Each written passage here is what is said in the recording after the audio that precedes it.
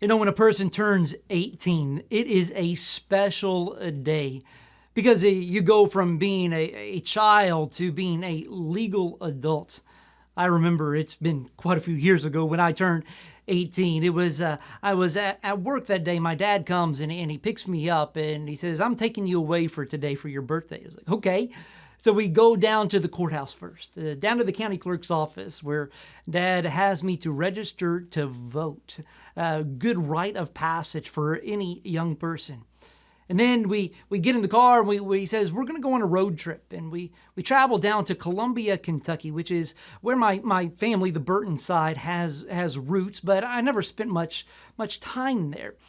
And he said, "We're going to go we visit a special person, somebody that I think you would be excited to see." I was like, "Who is this?" And he said, "We're going to go see Lance Burton." Now, Lance is now retired, but he was at that time a pretty famous magician, an illusionist in Las Vegas. He had one of the most popular family-oriented shows in Las Vegas. In fact, he had his own theater, the Lance Burton Theater at the Monte Carlo Resort and Casino there in Las Vegas. He's done several different television specials, and one of those, kind of his claim to fame, is he was at a roller coaster, and he was tied down on the roller coaster tracks, and he escaped right before the cart comes and hits him. But one of the things that makes Lance Burton such I think a great entertainer is how personable he is. And so my dad had made contact with him, and yes, we do share the same name, and there is some relation, but not enough to be close.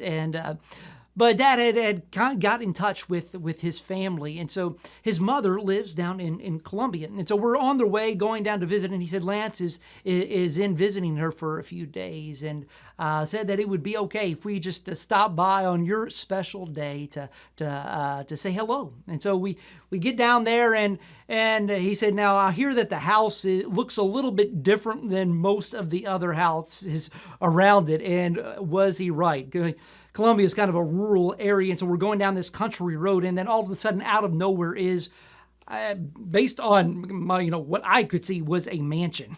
It looked like something right out of the Beverly Hillbillies. It had a big circular drive with a big fountain in the middle, and so we pull into the driveway, and we get out and knock on the door, and a nice lady comes, and it's Miss Burton.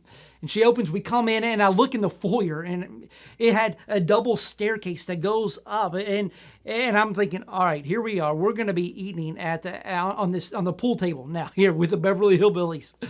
But she takes us into her living room, and we sit down and begin to make small talk and just talk about kind of the connections that we have and what life in Adair County is like. And then Lance comes down the stairs, and he is wearing overalls and a Jay Leno shirt from the time where he was on the Jay Leno show. And I'm thinking, wow, this is somebody that I admire greatly. What kind of tricks and illusions is he going to be able to show me here? Then his mom says, "Look, I've got a trick for you." I'm like, "Okay, sure." And everybody kind of chuckles, and she says, "Come into the kitchen with me." So we all get up and we walk into the kitchen, and she grabs a coffee cup and she sets it on the counter, and she says, "I am going to take this coffee mug, and you see this image that's on the mug. I am going to do a trick. I'm going to say abracadabra, and it is going to change." Okay, we're not exactly sure where this is going. Even Lance is kind of a little unsure. And so then she takes the coffee pot and she pours it into the mug. Now, I'm sure that you have seen, they're popular right now, the mugs that are black, and then when you pour it in, they change into an image. Well, this was similar to that, although it was quite a few years ago. And as she pours that coffee, and the image begins to change. She says, "Ta-da!" We all kind of laugh and is like, "Yeah, that's a pretty amazing trick." In our passage today, we are in John chapter 2. We're seeing the first miracle of Jesus recorded in John's gospel. This miracle is not some type of magic trick where Jesus goes, "Ta-da, look what I can do." It's not like pouring coffee into a mug and seeing an image change, but rather this miracle that Jesus does here reveals that Jesus, his divine glory. So let's read John chapter 2, verses 1 through 12. On the third day, there was a wedding at Cana in Galilee, and the mother of Jesus was there. Jesus also was invited to the wedding with his disciples. And when the wine ran out, the mother of Jesus said to him, "They have no wine." And Jesus said to her, "Woman, what does this have to do with me? My hour has not yet come." His mother said to the servants, "Do whatever he tells you." Now there were 6 stone jars with water jars there for the Jewish rites of purification, each holding 20 or 30 gallons. And Jesus said to the servants, "Fill the jars with water." And they filled them up to the brim. And he said to them, "Now draw some out and take it to the master of the feast." So they took it. And when the master of the feast tasted the water, now become wine, and did not know where it came from, though the servants knew who had drawn the water, the master of the feast called the bridegroom and said to him, "Everyone serves the good wine first, and when the people have drunk freely, then the poor wine. But you have kept the good wine until now." This, the first of his signs, Jesus did at Cana in Galilee, and manifested his glory, and his disciples believed in him. After he went down to Capernaum, and with his mother and his brothers and his disciples, and they stayed there for a few days. We left off last week in John chapter 1 with Jesus calling his first disciples, and we let that scene with Nathanael being kind of skeptical about who Jesus is as being this Lamb of God, the promised Messiah. And then Jesus kind of clues him in on his divinity. And then Nathanael says, "Wow, I can't believe this." And Jesus tells him, he says, "Nathanael, you just wait. You are going to see amazing things." And Jesus does not disappoint here with this scene here in John chapter 2. You know, weddings are special. They're special for everyone. I mean, if you are married, you can think back to your wedding day. You know, for me, in our living room, we have a big picture of Jessica and I, and where we were married. We were married right on the beach in Florida. And every time I walk by that picture, it is a reminder of that special day and the celebration that took place. See, marriage in the first century was a little different than it is here in the 2000s. Because a marriage took place in 3 different stages. Now, the first stage is the betrothal. Now, this is the ceremony that it kind of takes place at the house of the bride's father. And so what it is, what's taking place here at this ceremony is the father of the bride is kind of transferring the welfare and the care of his daughter to the responsibility of her prospective husband. Now, in order for this kind of transaction of this betrothal to take place, this prospective husband would have to pay the father for the right to be able to marry his daughter.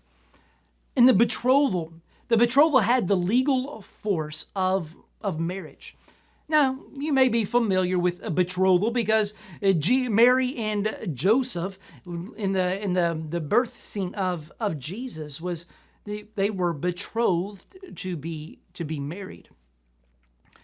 Now, the second phase of marriage in the first century is what is called as the ketubah.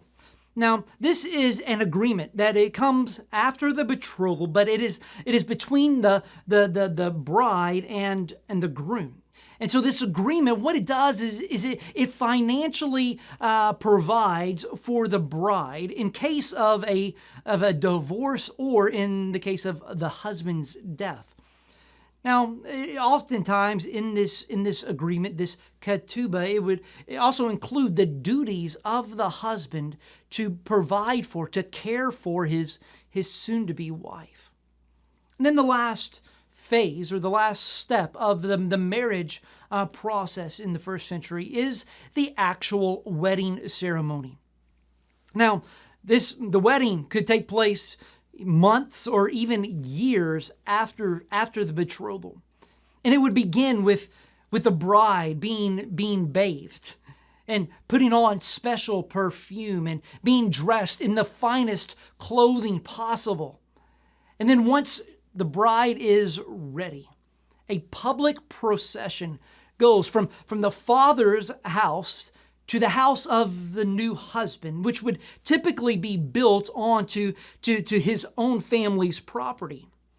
Now, this procession, it would take place in the evening, and people would be carrying lamps to light the way, and they would be singing along. It was a grand parade of this beautiful bride on the way to her new husband's home, her new home, for a great celebration and feast.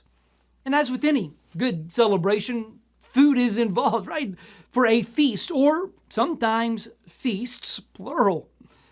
See, a first century wedding celebration could last for up to 7 days. And it doesn't matter how rich or how poor you are, you go all out on the wedding.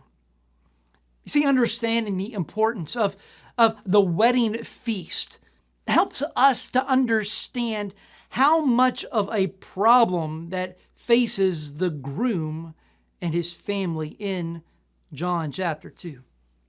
Because they ran out of wine. They ran out of wine. See, wine was a staple beverage at meals and especially at celebrations in the first century. I was trying to think of how we could compare it to today, and it would almost be like having sweet tea here in the South. You know, you always have it, and you're offended when you don't have it. But wine is even more than that, because wine was also a part of the religious rituals and that took place, and it was always at a wedding feast. It was so important to a celebration, to a feast, that a lawsuit could be brought against the family if there was no wine provided. There's no plan B here. There must be wine.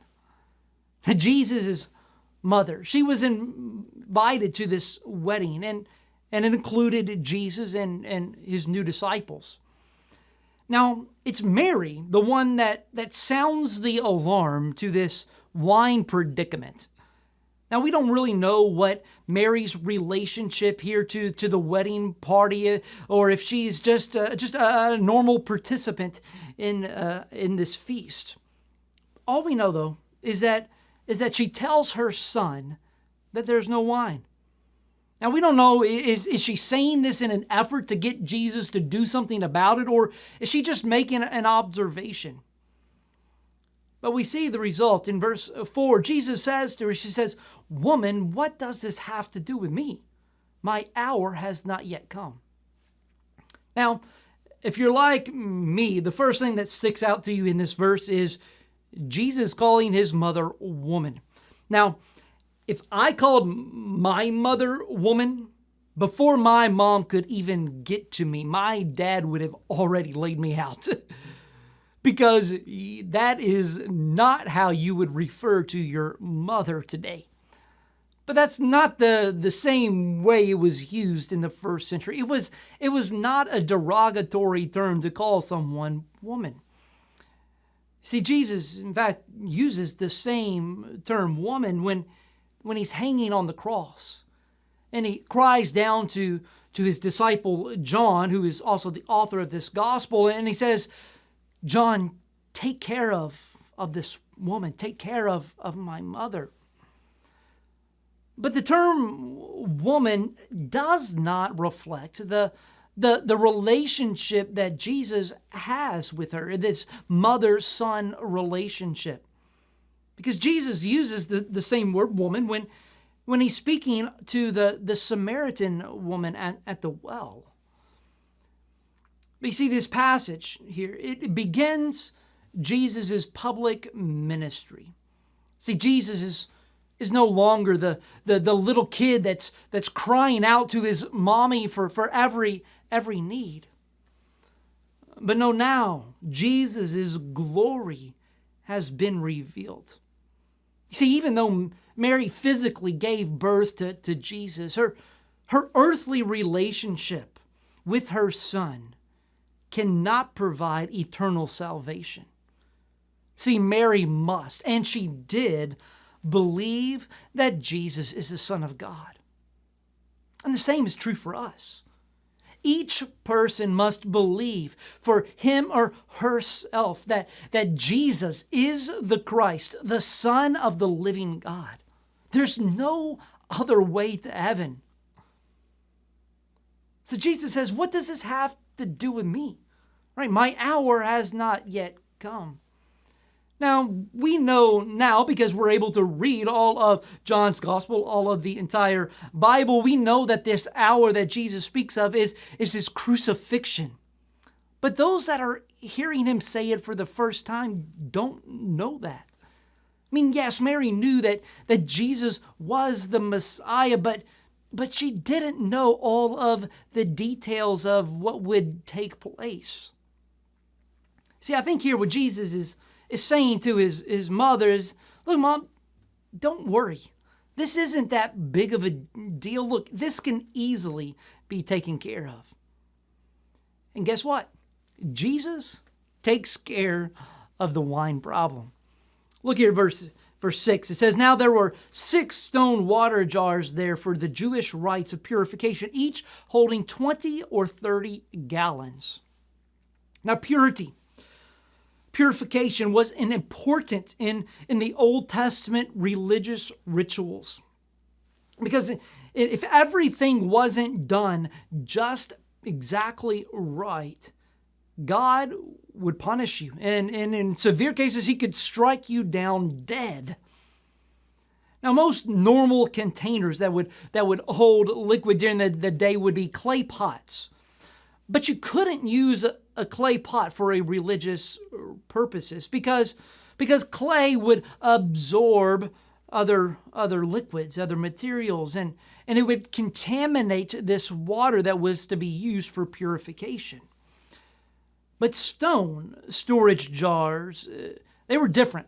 They didn't absorb any of this impure liquid. So they could be reused and used for religious rituals and still maintain that purity. Now, Jesus here, he orders that these jars be filled to the brim. And I mean, can you imagine what these servants must have thought when Jesus says, go take these stone jars that are supposed to be used for religious purposes, take those and go and fill them up with water. Now, it wasn't just as easy as just going to the water spigot and turning it on and filling up these jars. I mean, at this time, it could have taken hours to fill up these jars. All right, it was about around 160 gallons of water. Now that's a lot of water. And after they do it, they bring it back and Jesus says, I want you to go and bring the master of this banquet here. And I want you to take some of that water out and have him give it a taste and see what he thinks about what's in those jars. When the master of the banquet tasted it, it wasn't water, was it? No. It was some of the best wine that this master had ever tasted. And what does the master do? He goes and he says, bring me the groom. And in verse 10, we says that everyone, this is the master saying to the groom, he said, everyone serves the good wine first. And when people have drunk freely, then the poor wine, but you have kept the good wine until now. Now, the master didn't know of Jesus' miracle. No, I mean, he was impressed that the groom had saved the best wine for the last. And this groom goes from a zero to a hero, from being sued to being celebrated. Why is it? Why is it that Jesus did this miracle? Is it because, he and the groom were close, they were buddies, and he wanted to help a brother out? I don't know, maybe. Did he want to show off his new magic trick? No, that's not it, because only a few people even knew of what took place. Now, the reason that Jesus did this miracle is found in verse 11. It says, "This, the first of his signs, Jesus did at Cana in Galilee, and manifested his glory, and his disciples believed in him." Jesus did this miracle. He turned this water into wine to reveal his glory. See, Jesus, he isn't just a carpenter's son. He wasn't just the smart kid who could debate with the rabbis in the synagogue.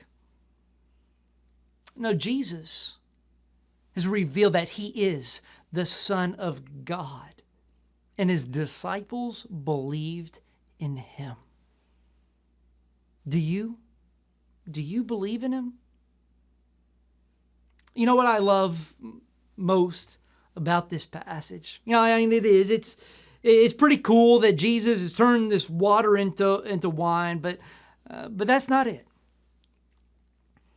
No, it's the fact that Jesus used stone jars as the vessel to accomplish this miracle. See, stone jars were much more expensive than clay pots.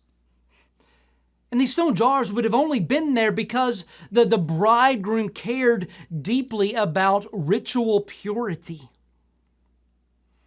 See, he took his religion, his devotion to God very, very seriously, and spared no expense. But now, through Jesus, salvation no longer comes by not eating unclean food or mixing fabric garments, or by washing with water that comes out of stone jars. See, salvation no longer comes from these outward things that you must do, these rituals that you must perform, but rather salvation comes from the pure, spotless Lamb of God. See, wine was a symbol of God's blessing in the Old Testament. In fact, in Amos chapter 9, verse 13 part, it says that the mountains shall drip with sweet wine, and the hills shall flow with it. Now, drunkenness has always been seen as a sin in the Bible, but wine was a sign of God's blessing. So to be without wine was an emergency. But a life without Jesus is like a life without wine. Give your life to Christ today. Give your life to Him, because a life without Jesus is a life without nothing. He is everything. Come and feast at the table with Jesus. John He writes several books, but he is also the author of Revelation, the last book of the Bible. In John chapter 19, verse 9, John is writing because he has a dream from an angel, and it says, and the angel said to me, write this, blessed are those who are invited to the marriage supper of the Lamb. And he said to me, these are the true words of God. A life without Christ is like a life without wine. Are you living right now without Christ? You know what? The Bible kind of describes a life with Christ as living in the light, and a life without Him is living in darkness. You see, for those of us who have trusted in Christ as for our salvation, our eternity is secure in heaven. We know that when our time is up, that we will be with Him forever. But the Bible also says that those who have not trusted in Christ, when their time comes, that they will spend eternity in eternal darkness, in eternal punishment, separated from God forever. But right now, you have the opportunity, you have the choice to follow Jesus. Would you please give your life to Christ today and join with us in this marriage supper of the Lamb? If you are interested in knowing what this means to be a follower of Jesus, to give your life to Christ, would you please connect with us? You can do so in a couple of ways. One, go to our website. Go to cbcmaysville.com. And then on that, on the page, there's going to be a tab that says Connect. And click on that and fill out that form. And you'll get in touch. You'll send that to us, and we'll get in touch with you to help you to understand, to know what it looks like to follow Jesus. You can also call or text our prayer hotline at 305-707-PRAY. That number is 305-707-7729. Well, I want to just thank you for staying with us thus far. We're going to do some more singing here in just a moment. But before we do that, I want to talk to you a little bit about giving. Now, I know, yes, that always asking for money, and that's not it at all. In fact, the Bible tells us that He loves a cheerful giver, and we don't give out of compulsion. We don't give because we want to make you feel guilty. That's not it at all. No, we give out of an abundance of what God has already given us. And we know that in our passage today that they filled the stone jars to the brim. They left no room. And in Jesus' miracle, He gave them in abundance, 160 gallons of the best wine ever.